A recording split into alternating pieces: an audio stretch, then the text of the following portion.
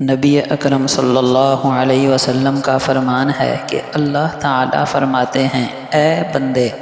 اگر تو صدمہ پہنچتے ہی صبر کرے اور اس مصیبت پر اجر و ثواب کے ملنے کی امید رکھے تو میں تمہارے حق میں جنت سے کم کسی ثواب پر راضی نہیں ہوں گا۔ سنن ابن ماجہ۔ نبی اکرم صلی اللہ علیہ وسلم نے فرمایا، جس کسی کو کوئی مصیبت پہنچی اور کچھ عرصہ گزرنے کے بعد اسے دوبارہ اپنی مصیبت یاد آ گئی اور اس نے انا للہ و انا الیہ راجعون دوبارہ پڑھنا شروع کر دیا تو اللہ تعالیٰ اس پر بھی اس کے حق میں اتنا ہی اجر و ثواب لکھ دیں گے جیسے اس دن لکھا تھا جب اسے تکلیف و مصیبت پہنچی تھی۔ سنن ابن ماجہ۔ نبی اکرم صلی اللہ علیہ وسلم کا فرمان ہے،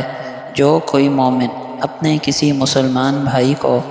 مصیبت میں تسلی دے گا، اللہ قیامت کے دن اسے عزت کا لباس پہنائے گا۔ نبی اکرم صلی اللہ علیہ وسلم نے فرمایا، جس کسی نے کسی مصیبت زدہ کو تسلی دی اسے بھی اتنا ہی ثواب ملے گا جتنا کہ مصیبت زدہ کو۔ نبی اکرم صلی اللہ علیہ وسلم کا پاک فرمان ہے، اپنے مسلمان بھائی کی عیادت اور بیمار پرسی کے لیے آنے والا شخص بیٹھنے تک جنت کے باغوں میں ہوتا ہے، جب بیٹھ جاتا ہے تو رحمت اس پر چھا جاتی ہے۔ اگر وہ صبح کے وقت گیا تو شام تک اس کے لیے 70,000 فرشتے دعا کرتے رہتے ہیں،